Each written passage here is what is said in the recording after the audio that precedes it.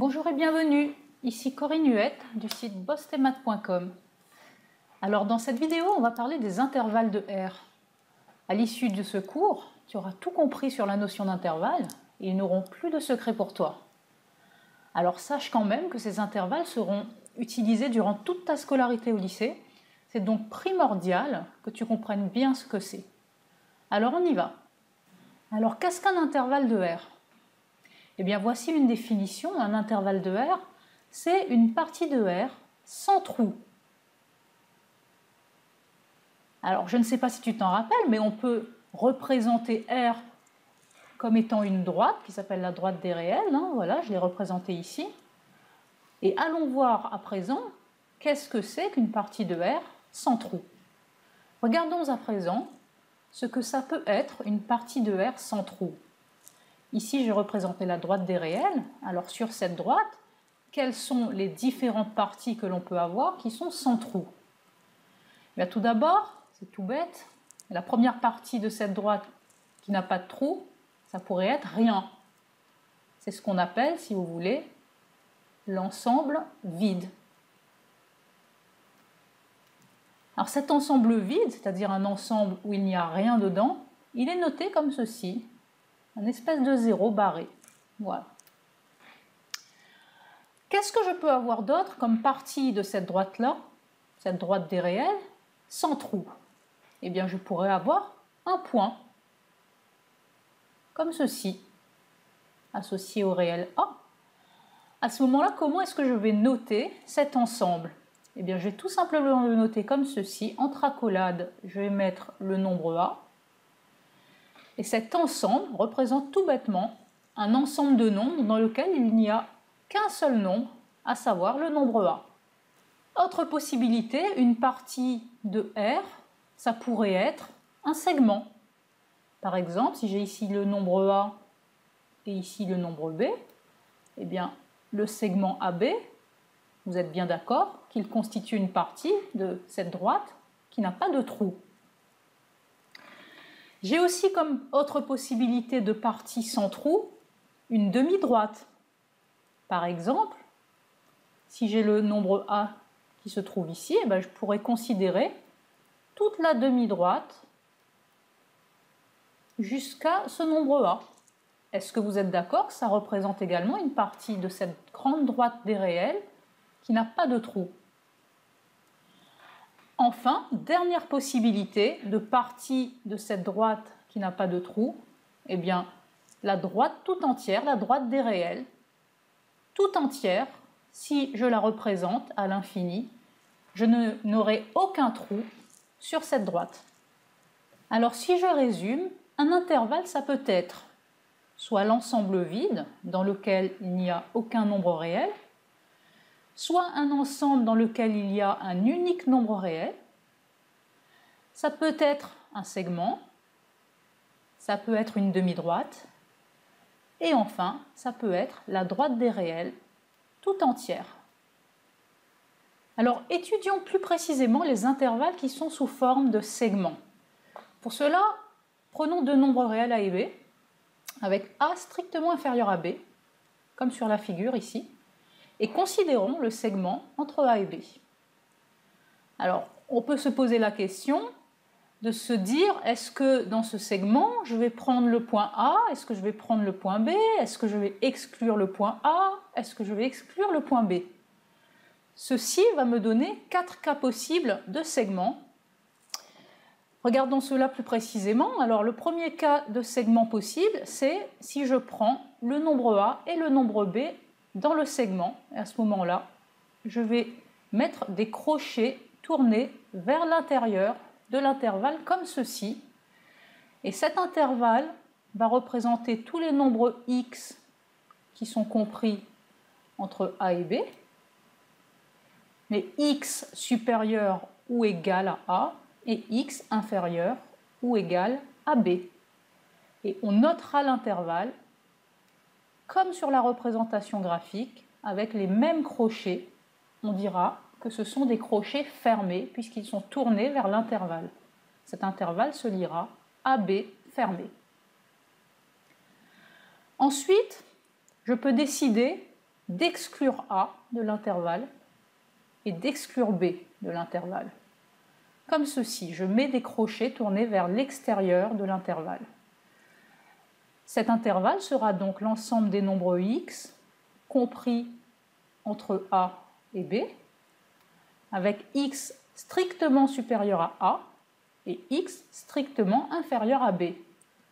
Les x qui sont entre A et B, je ne veux pas qu'ils soient égaux à A ou à B, puisque j'ai exclu les crochets vers l'extérieur de l'intervalle.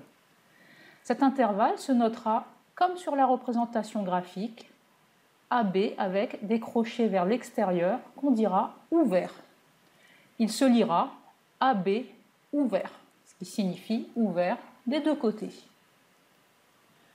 Alors maintenant, je peux décider de garder le nombre A dans l'intervalle et d'exclure le nombre B de l'intervalle, comme ceci. Donc si je prends le nombre A, je tourne son crochet vers l'intérieur, le crochet sera fermé. Et si j'exclus le nombre B, je tourne son crochet vers l'extérieur, je dirais que le crochet est ouvert en B.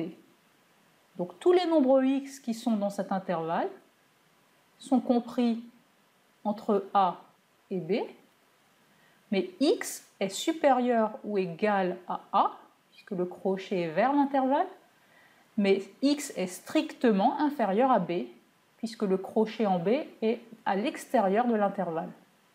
Et l'intervalle se notera A fermé, B ouvert. Enfin, de la même manière, je peux décider d'exclure le nombre A de l'intervalle en mettant un crochet comme ceci vers l'extérieur et de prendre le nombre B dans l'intervalle en mettant comme ceci un crochet vers l'intervalle. À ce moment-là, je dirais que le crochet en A est ouvert et le crochet en B est fermé.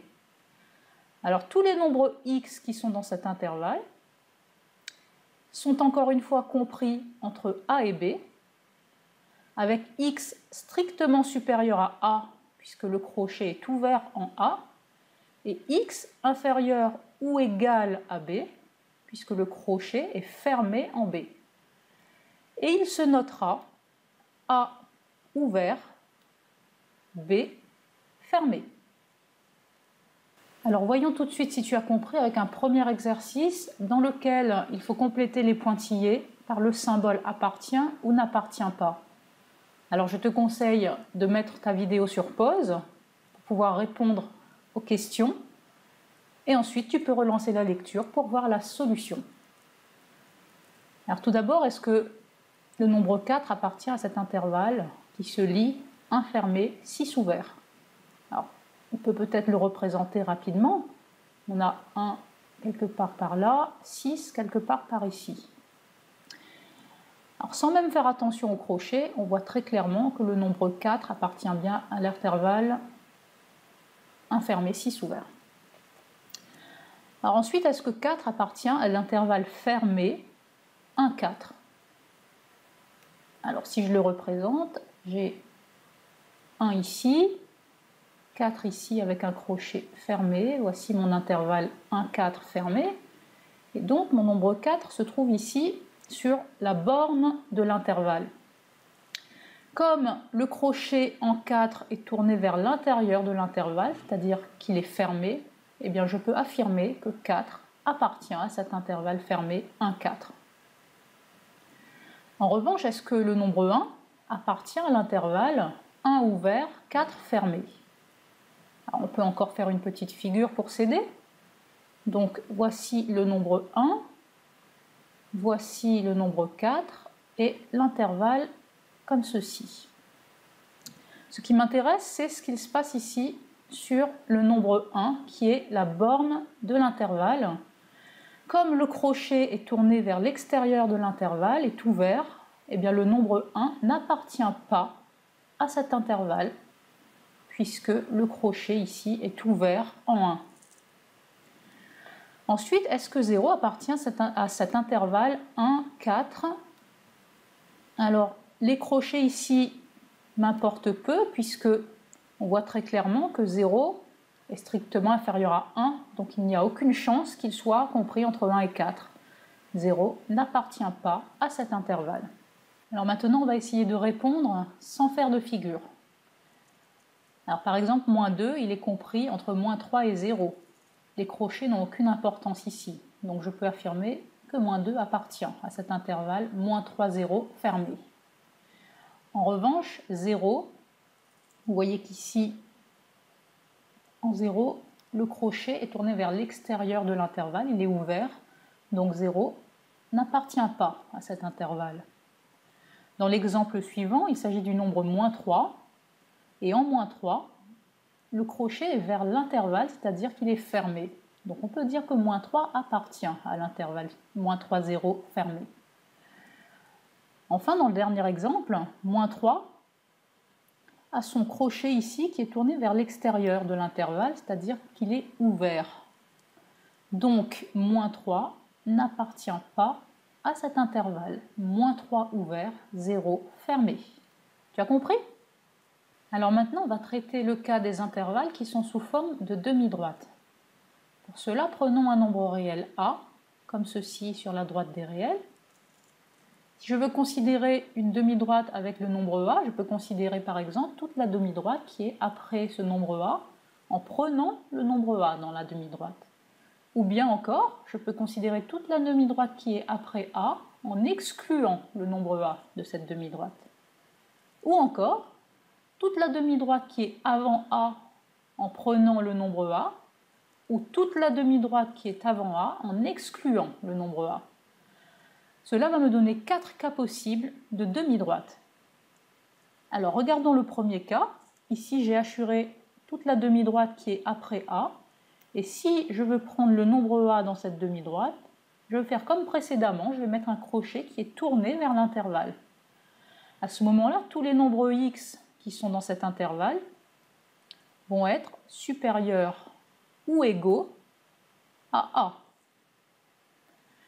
Et cet intervalle sera noté comme il est sur la représentation graphique ici. Alors je commence par mettre le crochet fermé en A, puis je vais parcourir toute la demi-droite, et comme c'est la droite des réels, elle ne s'arrête jamais. Donc je vais dire que je vais aller jusqu'à l'infini, plus l'infini. Ah, voici un nouveau symbole. Ceci signifie plus l'infini. Et le crochet en plus l'infini sera toujours ouvert puisqu'on ne pourra jamais l'atteindre. Deuxième cas de figure, si je considère toute la demi-droite qui est ici assurée après le nombre A, mais si je ne veux pas prendre le nombre A dans cette demi-droite, je vais l'exclure comme ceci en mettant un crochet qui est tourné vers l'extérieur de l'intervalle. À ce moment-là, tous les nombres x qui vont être dans cet intervalle, ils vont être supérieurs à A, mais strictement supérieurs à A. Et l'intervalle, vous devinez maintenant comment il va s'écrire. Il va s'écrire A ouvert jusqu'à plus l'infini qui est toujours ouvert. Alors maintenant, si je regarde la demi-droite qui est avant le nombre A, et si je décide de prendre le nombre A dans cet intervalle, eh bien je vais tourner son crochet vers l'intervalle comme ceci. Donc tous les nombres x qui vont être dans cet intervalle vont être inférieurs ou égaux au nombre A. Comment va se noter cet intervalle? Eh bien, je vais considérer que la droite des réels est infinie. Je vais commencer à moins l'infini jusqu'au nombre A. Donc, je vais écrire ceci comme ça. Moins l'infini, son crochet sera toujours exclu, ouvert, jusqu'au nombre A qui a lui un crochet fermé. Et cet intervalle va se lire moins l'infini A fermé. Enfin, dernier cas de figure, si je considère toute la demi-droite qui est avant A, mais si je ne veux pas prendre le nombre A dans cet intervalle, je vais le rejeter en lui mettant un crochet tourné vers l'extérieur de l'intervalle, comme ceci. À ce moment-là, tous les nombres x qui sont dans cet intervalle vont être inférieurs à A, mais strictement inférieurs à A. Et l'intervalle, vous devinez comment il va se noter. Il va se noter moins l'infini, qui a un crochet toujours ouvert, et A avec un crochet ouvert. Cet intervalle va se lire moins l'infini A ouvert. Ça va, tu as compris? Alors on va pouvoir s'entraîner sur un exercice. Alors voici un deuxième exercice pour t'entraîner, dans lequel il s'agit de compléter les pointillés par le symbole appartient ou n'appartient pas. Alors comme dans l'exercice 1, je te propose de mettre ta vidéo sur pause, le temps de répondre aux questions, et ensuite tu peux relancer la lecture pour voir les solutions. Alors tout d'abord, est-ce que le nombre 6 appartient à l'intervalle 5 fermé plus l'infini? Alors, si on fait une petite figure, voici le nombre 5, et l'intervalle se trouve ici, en hachure. Est-ce que 6 appartient à ces hachures? Eh bien oui, 6, tu es d'accord que c'est après 5, donc il se trouve par ici. Donc je peux affirmer que 6 appartient bien à cet intervalle. Maintenant, est-ce que le nombre moins 1 appartient à l'intervalle ouvert 0 plus l'infini? Alors, on va le représenter. Donc, voici 0, voici l'intervalle 0 plus l'infini. Et le nombre moins 1, tu es d'accord qu'il est inférieur à 0, donc il se trouve avant, sur la droite des réels. Donc tu vois bien que moins 1 n'appartient pas à l'intervalle que j'ai hachuré ici. Donc on va écrire que moins 1 n'appartient pas à cet intervalle. Ensuite, est-ce que moins 1 appartient à l'intervalle moins l'infini, moins 1 fermé? Alors, on va le représenter.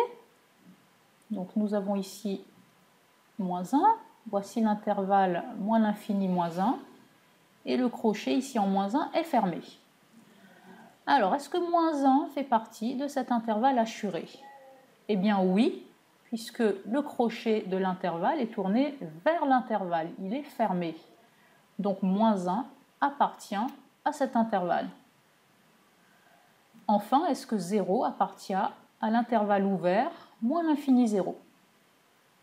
Alors, sur la figure, nous pouvons placer 0 ici, et l'intervalle moins l'infini 0 ouvert.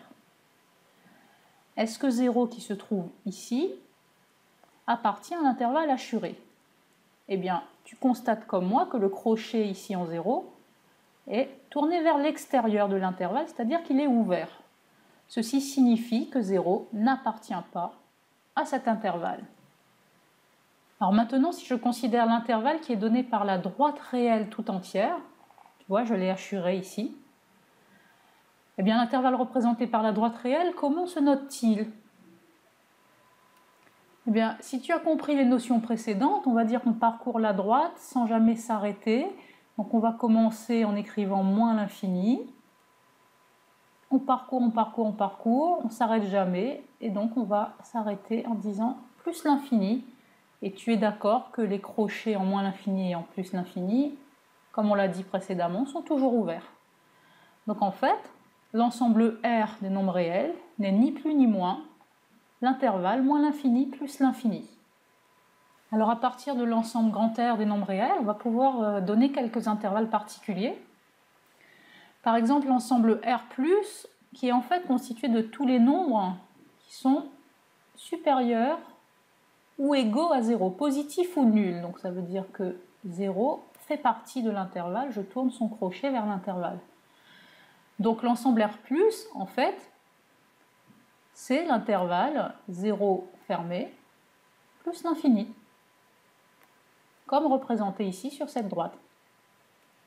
Alors maintenant, si je veux regarder l'ensemble R plus étoile, qui est en fait exactement le même ensemble que précédemment, mais l'étoile signifie que 0 n'en fait pas partie. Donc, son crochet est vers l'extérieur de l'intervalle.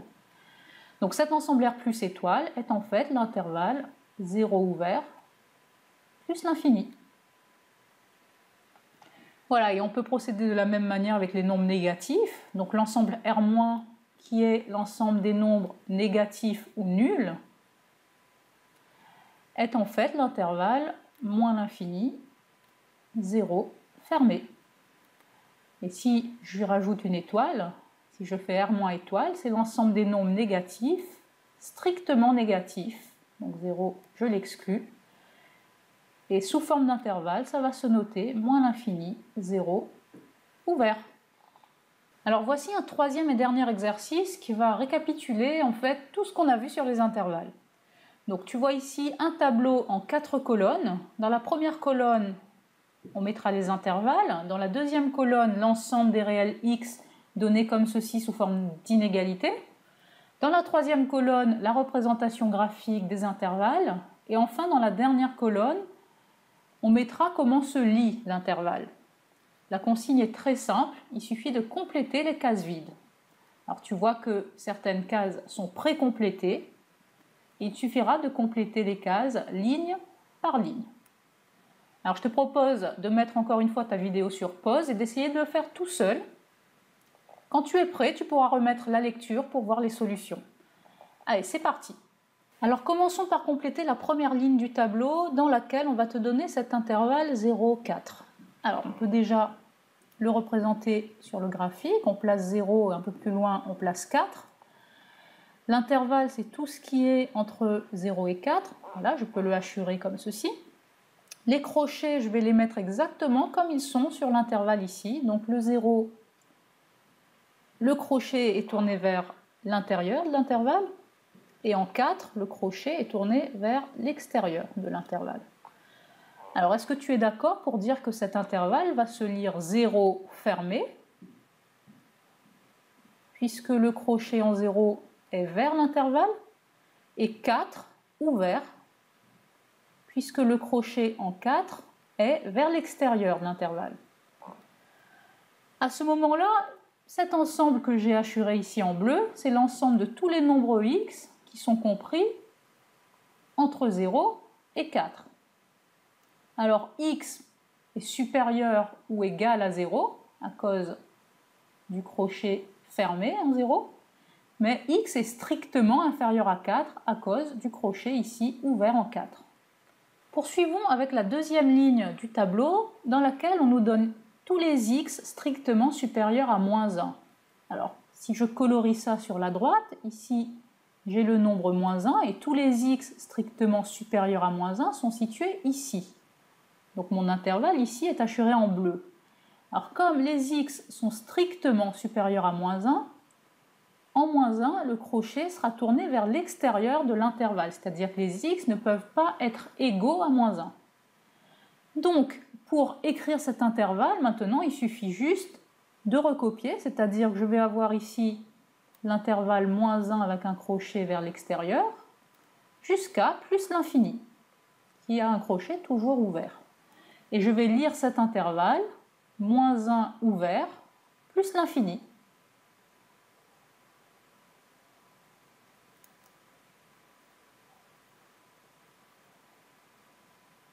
Voilà, comme ceci. Dans la troisième ligne du tableau, on nous donne la représentation graphique de l'intervalle. Donc je peux aller le noter en disant que cet intervalle hachuré en vert va commencer à moins l'infini qui est toujours ouvert, jusqu'au nombre 2 qui a un crochet, lui, fermé. Donc cet intervalle va se lire moins l'infini et 2 fermé, puisque le crochet est vers l'intérieur de l'intervalle. Alors tous les nombres x qui sont dans cet intervalle hachuré sont inférieurs à 2, et je peux même dire qu'ils sont inférieurs ou égaux à 2, encore une fois parce que le crochet de l'intervalle est tourné vers l'intervalle. Dans la dernière ligne du tableau, on nous donne l'intervalle qui se lit 1 ouvert, 3 fermé. Donc il s'agit de tous les nombres qui sont compris entre 1 et 3. Alors 1 étant ouvert a son crochet vers l'extérieur de l'intervalle et 3 étant fermé, il a son crochet vers l'intervalle. Donc si je dois écrire l'intervalle, je le recopie exactement comme il est sur la représentation graphique ici, 1 ouvert et 3 fermé. Et tous les nombres x qui sont dans cet intervalle sont compris entre 1 et 3.